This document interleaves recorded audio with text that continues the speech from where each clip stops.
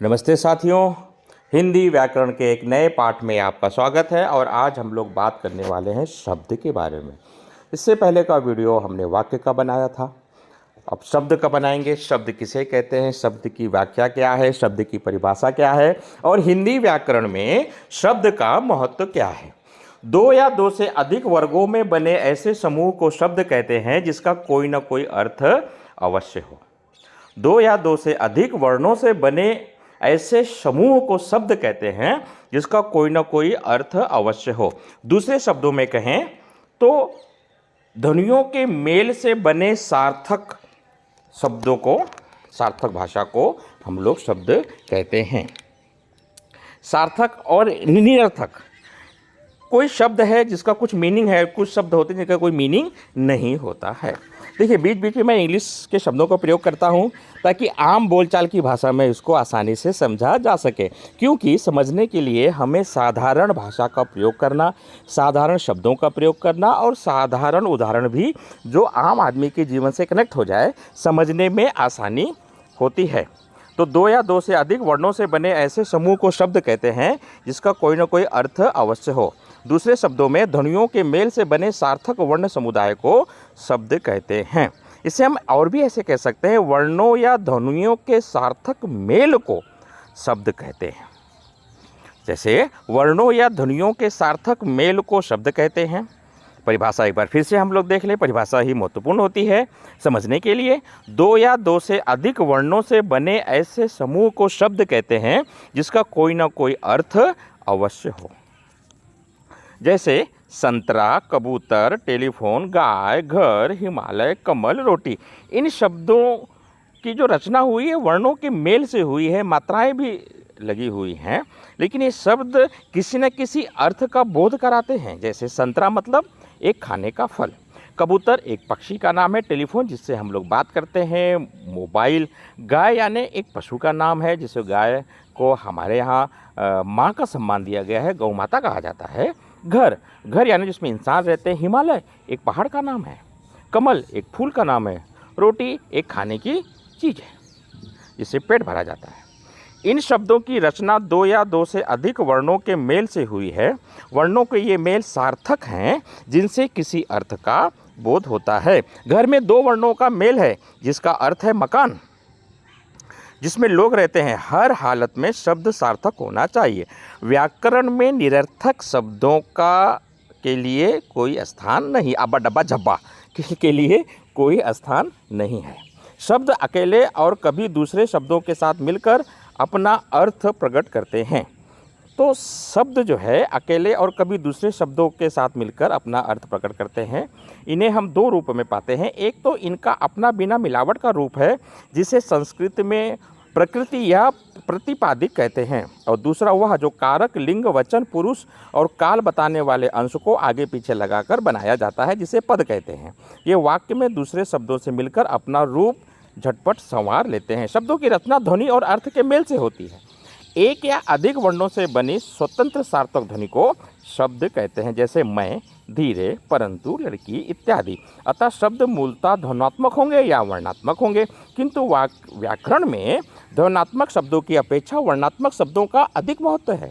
वर्णात्मक शब्दों में भी उन्हीं शब्दों का महत्व है जो सार्थक हैं, जिनका अर्थ अस्पष्ट और सुनिश्चित हो। व्याकरण में निरर्थक शब्दों पर विचार नहीं होता है। यहाँ शब्द और पद का अंतर समझ लेना चाहिए।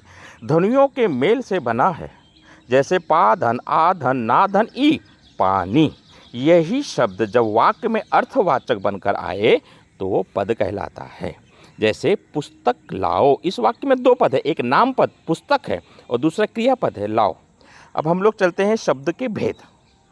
अर्थ, प्रयोग, उत्पत्ति और व्युत्पत्ति की दृष्टि से शब्द के कई भेद हैं, लेकिन हम लोग दो ही शब्द के बारे में बात करेंगे और वो है सार्थक शब्द और निरर्थक शब्द। जिस वर्ण समूह का स्पष्ट रूप से कोई अर्थ निकले उसे सार्थक शब्द कहते हैं, जैसे कमल, खटमल, रोटी, सेव आदि। दूसरा है निरर्थक शब्द। जिस वर्ण समूह का कोई अर्थ ना निकले उसे निरर्थक शब्द कहते हैं, जैसे रोटी, विठा, ची, वाना, वोती आदि सार्थक शब्दों के अर्थ होते हैं और निरर्थक शब्दों के अर्थ नहीं होते। जैसे पानी सार्थक शब्द है और नीपा निरर्थक शब्द, क्योंकि इसका कोई अर्थ नहीं है। अब देखते हैं प्रयोग की दृष्टि से शब्द भेद क्या हो सकते हैं। शब्दों के सार्थक मेल से वाक्यों की रचना होती है। वाक्यों के मेल से भाषा बनती है। शब्द भाषा की प्राणवायु होते हैं। वाक्यों में शब्दों का प्रयोग किस रूप में किया जाता है, इस आधार पर हम शब्दों को दो वर्गों में बांटते हैं, विकारी शब्द और अविकारी शब्द। विकारी शब्दों को समझते हैं, जिन शब्दों के रूप में लिंग वचन कारक के अनुसार परिवर्तन का विकार आता है उन्हें विकारी शब्द कहते हैं। अतः हम ऐसे भी कह सकते हैं, विकार यानी परिवर्तन। वे शब्द जिसमें लिंग वचन कारक आदि के कारण विकार आ जाता है उन्हें विकारी शब्द कहते हैं। जैसे लड़का पढ़ता है, लड़की पढ़ती है, लड़का पढ़ता है, लड़के पढ़ते हैं, लड़का पढ़ता है, लड़के को पढ़ने दो। तो वचन कारक इसमें आपको मिल जाते हैं। विकारी शब्द संज्ञा, सर्वनाम, विशेषण और क्रिया विशेषण इन सभी में आते हैं। अभी हम इसको उत्पत्ति की दृष्टि से देखते हैं, क्योंकि अविकारी शब्द तो बहुत प्रकार के होते हैं, क्रिया विशेषण में, संबंध बोधक में, समुच्चय बोधक में। उसके बाद उत्पत्ति की दृष्टि से शब्द भेद को समझने का प्रयास करते हैं। तत्सम, तद्भव शब्द, देशज शब्द और विदेशी शब्द। जैसे कि हमारी हिंदी भाषा है, अगर हम हमारे देश के पिछले 1000 वर्षों का, 1500 वर्षों का इतिहास देखेंगे तो हमारे देश पर कई बाहरी आक्रमणकारी शक्तियों ने हमला किया।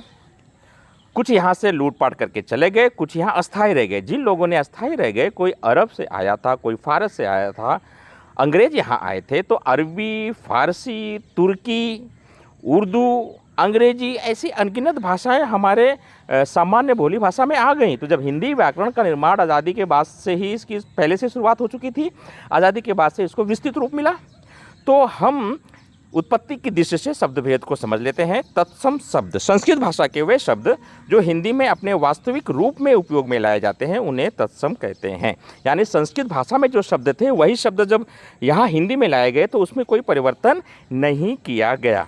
अब जैसे आम्र, हिंदी में आम, उष्ट्र, ऊँट, चंचू, चोच, त्वरित, तुरंत, शलाका, सलाई, चतुष्पादिका, चौकी, उदरतन, उबटन, खरपर, खपरा, खप्पर, तिक्त, तीता, गोमल, गोबर, घोटक, घोड़ा, पर्यटक, पलंग, भक्त, भात, हरिद्रा, हल्दी, हरदी, सपत्री, सौत, सूची, सुई, सुक्त, सत्तू, क्षीर, खीर। तद्भव शब्द किसे कहते हैं, इसको समझते हैं। ऐसे शब्द जो संस्कृत और प्राकृत से विकृत होकर हिंदी में आए तद्भव कहलाते हैं। दूसरे शब्दों में संस्कृत भाषा के ऐसे शब्द जो बिगड़कर अपने रूप को बदलकर हिंदी में मिल गए हैं तद्भव शब्द कहलाते हैं।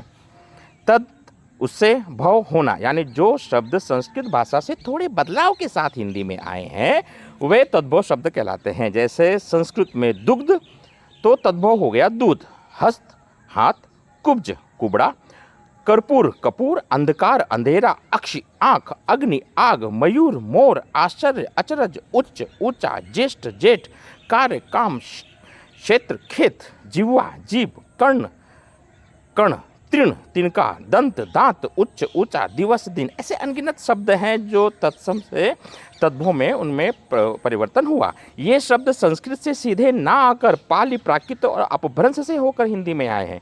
इसके लिए इन्हें एक लंबी यात्रा तय करनी पड़ी है। सभी तद्भव शब्द संस्कृत से आए हैं, परंतु कुछ शब्द देश काल के प्रभाव से विकृत हो गए हैं, मूल रूप का पता नहीं। जैसे अगर दक्षिण भारत के लोग हिंदी बोलते हैं तो उनके उच्चारण में समस्याएं आ सकती हैं, लेकिन हिंदी भाषी क्षेत्र में भी कुछ ऐसे अंचल हैं, ऐसे कुछ जगहें हैं जहाँ पर वो भी हिंदी बोलने में उनकी भाषा में रा का ढा हो जाता है, ढा का ला हो जाता है, ऐसी समस्याएं आती हैं। तो तद्भव में हम देखते हैं संस्कृत से आने वाले शब्द और सीधे प्राकृत भाषा से आने वाले शब्द। तो इनको हम लोग इस प्रकार से, जैसे अग्नि, अग्नि, आग, मया, मई, मैं, वत्स, वक्ष, बच्चा, चत्वारी, चतारी, चार, पुष्प, पुफ, फूल, मयूर, मऊर, मोर। अब चलते हैं देशज शब्द। देशज शब्द यानी हमारे सामान्य बोली भाषा में बोली जाने वाली भाषा। और भाषा के बारे में तो कहा जाता है कि 4 कोस पर वाणी बदले 4 कोस पर वाणी, यानी प्रत्येक 4 किलोमीटर पर पानी का स्वाद बदल जाता है, तो वैसे 8 किलोमीटर पर भाषा भी बदल जाती है। तो सरल शब्दों में कहें कि देशज अर्थात देश में जन्मा शब्द। जो शब्द देश के विभिन्न प्रदेशों में प्रचलित आम बोलचाल की भाषा से हिंदी में आए हैं वे देशज शब्द कहलाते हैं। दूसरे शब्दों में जो शब्द देश की विभिन्न भाषाओं से हिंदी में अपना लिए गए हैं उन्हें देशज शब्द कहते हैं। सरल शब्दों में देश की बोलचाल में पाए जाने वाले शब्द देशज शब्द कहलाते हैं। जैसे चिड़िया, कटरा, कटोरा, खिड़की, जूता, खिचड़ी, पगड़ी, लोटा, डिबिया, तेंदुआ, कटरा, अंडा, अट्ट, ठेठ, ठुमरी, खरखरा, चसक, फुनगी, डोंगा।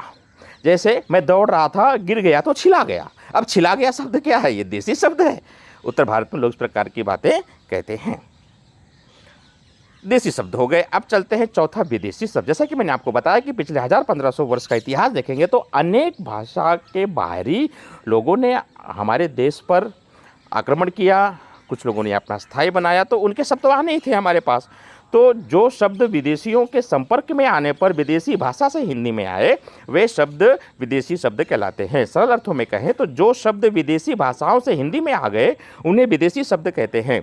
आजकल हिंदी भाषा में अनेक विदेशी शब्दों का प्रयोग किया है। जैसे कि आप मेरी वीडियो अगर देखते होंगे तो मैं बीच बीच में सरल बनाने के लिए अंग्रेजी के शब्दों का भी इस्तेमाल करता हूँ।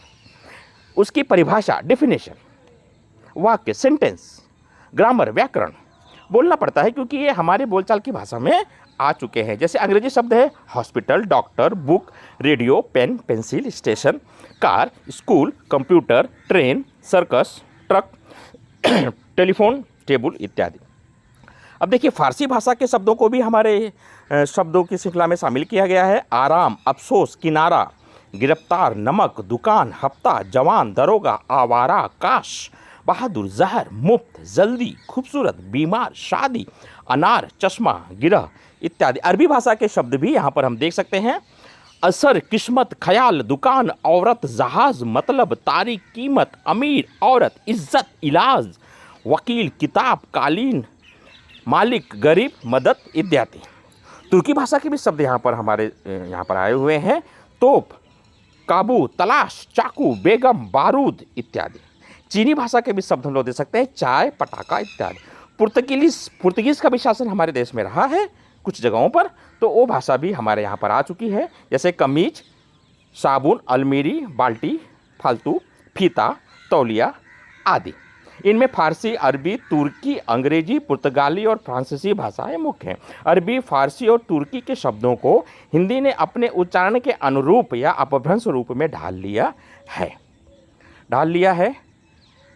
क्यों? जैसे अल्लाह अरबी शब्द है, उसको अल्लाह हिंदी में बोल देते हैं, यानी शॉर्टकट में हम लोग उसको अपना सकते हैं। जैसे परवाह फारसी शब्द है, परवाह उसको हिंदी में ले लिया, यानी कहीं कहीं पर नुक्ता लगाकर या मात्राएं को कम करके भी बोला जा सकता है। जैसे कायद अरबी शब्द है लेकिन हिंदी में आ गया तो कायदा हो गया, और अधिक हो गया तो कानून हो गया, इंग्लिश में ये लॉ हो गया। तो इस प्रकार से हमने देखा कि शब्दों में फारसी शब्द, अरबी शब्द, तुर्की शब्द, अंग्रेजी शब्द किस प्रकार से हमारे हिंदी में आकर वो शामिल हो गए हैं। तो यहाँ पर हमने शब्दों की संरचना को देखने का प्रयास किया है। आज के वीडियो में हमने शब्द और शब्द के भेद हमने और उनके प्रकार को समझने का प्रयास किया है। अर्थ के हिसाब से, शब्द के हिसाब से, उत्पत्ति के हिसाब से, प्रयोग के हिसाब से किस प्रकार से इन प्रकार होते हैं। शब्द किसे कहते हैं? एक बार रिविजन कर लें। दो या दो से अधिक वर्णों से बने ऐसे समूह को शब्द कहते हैं जिसमें कोई न कोई अर्थ अवश्य हो। व्याकरण के दृष्टिकोण से ध्वनियों के मेल से बने सार्थक वर्ण समुदाय को शब्द कहते हैं, यानी वर्णों या ध्वनियों के सार्थक मेल को शब्द कहते हैं। शब्द के प्रकार: सार्थक शब्द, निरर्थक शब्द, प्रयोग की दृष्टि से विकारी शब्द, अविकारी शब्द, इसमें बहुत सारे भेद हैं। और हम लोग जो है उत्पत्ति की दृष्टि से शब्द के भेद देखे, तत्सम, तद्भव, देशज, विदेशी शब्द यहाँ पर हमने देखे। अगर आप पहली बार ये वीडियो देख रहे हैं और हिंदी ग्रामर से संबंधित हिंदी ग्रामर की क्लास, हिंदी व्याकरण से संबंधित इस पार्ट को अगर आप सुनकर समझते हैं और आपको अच्छा लगता है तो जाते जाते हमारे चैनल को सब्सक्राइब कीजिए, जिससे कि आपको हिंदी भाषा से संबंधित छोटे छोटे विषय, छोटे छोटे पाठ, व्याकरण आपको आसानी से समझ में आ सके। आपके इर्द गिर्द अगल बगल में कोई अगर विद्यार्थी हैं तो उनको आप इस चैनल के बारे में बताइए ताकि उनको ये भाषा को समझने में आसानी हो सके। यहाँ पर ये वीडियो मैं समाप्त कर रहा हूँ। नमस्ते साथियों।